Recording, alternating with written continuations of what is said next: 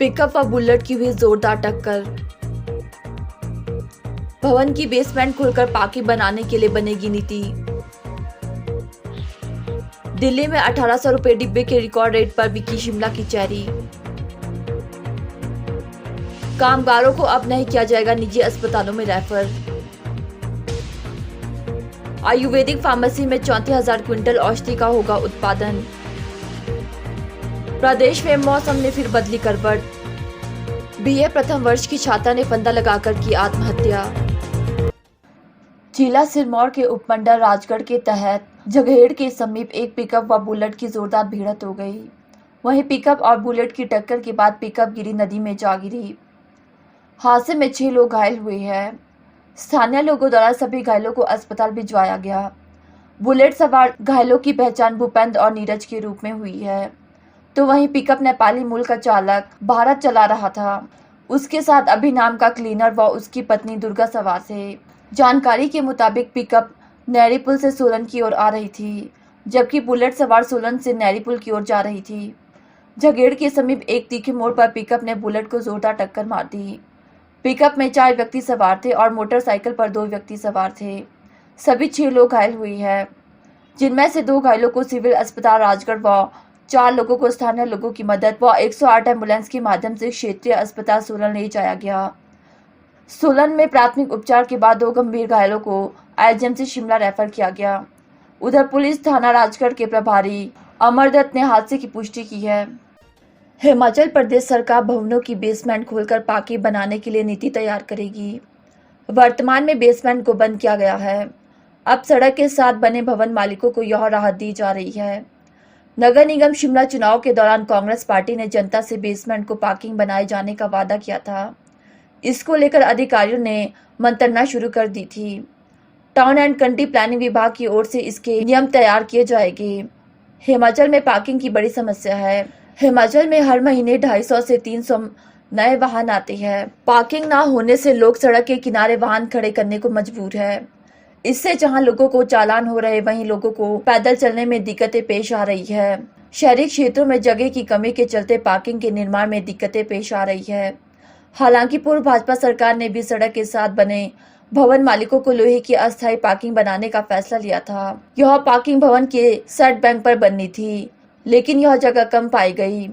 उद्योग मंत्री हर्षवर्धन चौहान ने कांग्रेस भवन में जनता को आश्वस्त किया था कि सरकार जल्द बेसमेंट खोलकर वाहनों को खड़े करने के लिए पार्किंग की सुविधा की अनुमति देगी।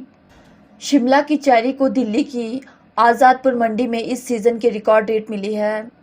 कोटगढ़ की चौहान वाटिका कोटीधार की चेरी प्रति डिब्बा 1800 रुपए के रेट पर बिकी है। इस सीजन का यह अब तक का रिकॉर्ड रेट है। बागवान हरि सिंह चौहान के बेटे सूरज चौहान ने बताया कि मर्चेंट और डूरो नूरो किस्म की चेरी के 42 पैनेट दिल्ली भेजे गए थे। मांग अधिक होने के चलते चेरी को अच्छे रेट मिले। सूरज चौहान ने बताया कि उनके बगीचे में चेरी की आधुनिक किस्मों के करीब 100 पेड़ है। इस साल सामान्य के मुकाबले सिर्फ 30% ही फसल है। सीजन में अब तक 375 पैनेट बचे हैं। शनिवार को सबसे अच्छे रेट मिले। अभी करीब 150 पैनेट बेचने बाकी है। आजादपुर मंडी के MS Mahendra Singh Satpal Singh and company के संचालक मनमीत सिंह ने बताया कि चेरी की फसल कम होने के कारण मांग अधिक होने से अच्छे रेट मिल रहे हैं। कोटगढ़ के बागवान की चेरी का साइज बहुत बढ़िया था और डार्क ब्राउन रंग के कारण खरीदार ने इसके रिकॉर्ड रेट दिए।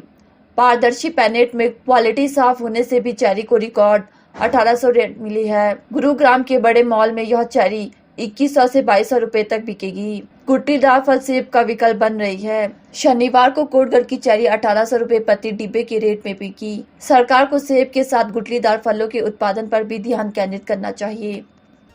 कर्मचारी राज्य बीमा निगम के अस्पतालों में पंजीकृत मरीजों को अब गंभीर बीमारी होने पर भी निजी अस्पतालों में रेफर नहीं किया जाएगा। उन्हें सरकारी अस्पतालों में ही अपना इलाज करवाना पड़ेगा। श्रम एवं रोजगार मंत्रालय ने बीमार कामगारों को निजी अस्पतालों में रेफर न करने के आदेश जारी कर दिए हैं। आदेशों के तहत अब हजारों कामगारों और उनके आश्रितों को बीमारी के दौरान सरकारी चिकित्सा संस्थानों में ही उपचार के लिए रेफर किया जाएगा।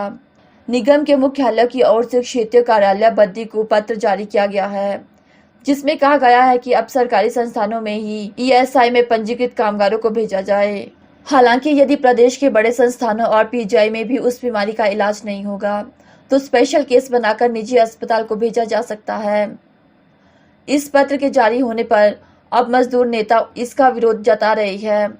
उधर निगम के क्षेत्रीय प्रबंधक संजीव कुमार का कहना है कि निजी अस्पतालों में मरीजों और उनके आश्रितों को रेफर न करने के निर्देश दिए गए हैं। हालांकि यदि सरकार अस्पतालों में संबंधित इलाज की सुविधा नहीं होगी तो अंतिम उपाय के तौर पर मरीज को निजी अस्पताल में रेफर किया जा सकता है। हिमाचल में निगम के अस्पताल प्रदेश में कम ही जिलों में है।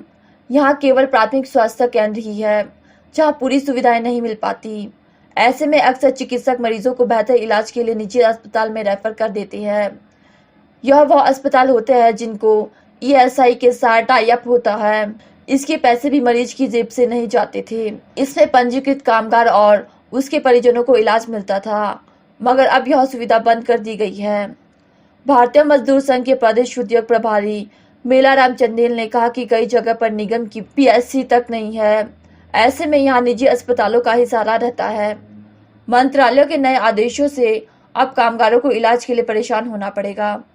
भारतीय मजदूर संघ के कानूनी सलाहकार देवव्रत यादव ने कहा कि प्रदेश में केवल बद्दी में ही ईएसआई अस्पताल है। यहाँ चिकित्सकों का अभाव है। इस अस्पताल में दवाइयाँ भी नहीं है। यहाँ से दूसरे अस्पताल की दूरी करीब 25 किलोमीटर है। ऐसे में मरीज को अब इलाज के लिए वहां पर पहुंचना पड़ेगा। हिमाचल प्रदेश के राज्य आयुर्वेदिक फार्मेसी कॉलेज जोगिंदरनगर में आधुनिक मशीनरी और आधारभूत ढांचे से विस्तार होते ही औषधीय दवाइयों का उत्पादन दोगुना कर दिया। इसके लिए अनुमानित 77 लाख का बजट जारी हुआ है। कच्चे माल की आपूर्ति भी शुरू हो गई है। इस बार 33,716 क्विंटल आयुर्वेदिक औषधियों के निर्माण का लक्ष्य फार्मेसी को मिला है। पिछले साल 18,650 किलोग्राम औषधियों का निर्माण हुआ था। फार्मेसी के अधिकारियों के अनुसार इस बार की जीएमटी के तहत दवाइयों के निर्माण के लिए अनुमानित 77 लाख के बजट को स्वीकृति मिल गई है। फार्मेसी की प्रभारी डॉक्टर नीलम ने बताया कि 10 विभिन्न प्रकार की औषधीय दवाइयों का निर्माण होगा। कोरोना काल में बढ़ते संक्रमण और दवा निर्माण में 100% हाइजीन के उद्देश्य से केंद्रीय आयुष मंत्रालय ने आयुर्वेदिक पद्धति में प्रयोग होने वाले विस्तृत गाइडलाइन को ध्यान में रखते हुए पिछले साल 18,650 किलो औषधीय दवाइयों के निर्माण में सफलता हासिल की है। ऐसे में इस बार दोगुनी दवाइयों के निर्माण में बढ़ोतरी हुई है। उन्होंने कहा कि करीब 2 करोड़ आयुर्वेदिक फार्मेसी के आधारभूत ढांचे को सुदृढ़ कर यहाँ जीएमटी के अनुरूप स्थापित मशीनरी पर करीब 75 लाख खर्च किए गए हैं। हाइजीन को पूरा ध्यान में रखते हुए औषधीय दवाइयों का निर्माण शुरू हुआ है। इसे प्रदेश की 1200 आयुर्वेदिक फार्मेसी में भेजा जाएगा। आयुर्वेदिक पद्धति से तैयार दवा और औषधीय काढ़ा देश भर में कोरोना संक्रमित को बचाने में वरदान साबित हुआ है। डॉक्टर नीलम के अनुसार इस बार 34,000 क्विंटल औषधियों का निर्माण किया जाएगा। हिमाचल प्रदेश में आज कुछ दिनों बाद मौसम ने फिर करवट बदली है। बता दें, प्रदेश में जहां पिछले कुछ दिनों से धूप ने लोगों को गर्मी से बुरा हाल किया हुआ था, तो वहीं हिमाचल के कुछ जिलों में आज सुबह से ही अधर चला हुआ है। हालांकि अधर चलने से किसी तरह का कोई जान माल का नुकसान नहीं हुआ है। हिमाचल प्रदेश के कई भागों में आज बारिश की संभावना है। ऊंची चोटियों पर बर्फबारी हो सकती है। प्रदेश के मध्य व उच्च पर्वतीय कई भागों में 17 मई तक मौसम खराब रह सकता है। इस दौरान मध्य व मैदानी कुछ भागों में अधर चलने का येलो अलर्ट जारी हुआ है। मौसम विभाग के येलो अलर्ट के बीच शनिवार को कुल्लू में दोपहर में अधर चला। अधर से ढालपुर में धूल का गुब्बारा उठ गया। इससे लोगों को परेशानी का सामना करना पड़ा। शनिवार सुबह मौसम साफ बना हुआ था, लेकिन दोपहर 12 बजे के बाद अचानक मौसम ने करवट बदली। हल्के बादल छाने के बाद अधर चला। लोग धूल से बचते हुए नजर आए। 3 दशक के बाद कुल्लू में मई में ठंडा मौसम बना हुआ है। जिला मंडी में महाविद्यालय करसों के समीप बीए प्रथम वर्ष की छात्रा ने पंखे से फंदा लगाकर आत्महत्या कर मौत को गले लगाया। मृतक युवती की पहचान पायल के रूप में हुई है। वहीं मौके से सुसाइड नोट भी बरामद हुआ है। सुसाइड नोट के आधार पर पुलिस अब आगामी जांच में जुट गई है। जानकारी के मुताबिक महाविद्यालय में आजकल परीक्षाओं का दौर चल रहा है। शनिवार को पायल का शाम के समय पेपर था, लेकिन जब पायल अपना पेपर देने महाविद्यालय नहीं पहुंची तो पायल की सहेली ने उसको फोन किया, लेकिन युवती का फोन बंद होने पर पायल की सहेली पेपर खत्म होने पर उसको देखने उसके कमरे में पहुंची तो कमरा अंदर से बंद पाया गया। उसने कई बार आवाजें भी लगाई, लेकिन अंदर से कोई भी जवाब ना मिलने पर सहेली ने पायल के फोन पर पूरा मामला बताया। वहीं सूचना मिलते ही पुलिस की टीम मौके पर पहुंची और दरवाजा तोड़कर देखा तो छात्रा पंखे से पन्ना लगाकर लटकी हुई थी। पुलिस ने शव को कब्जे में लेकर पोस्टमार्टम के लिए नागरिक चिकित्सा करसोग भिजवाया है। मामले की पुष्टि डीएसपी करसोग गीतांजलि ठाकुर ने की है।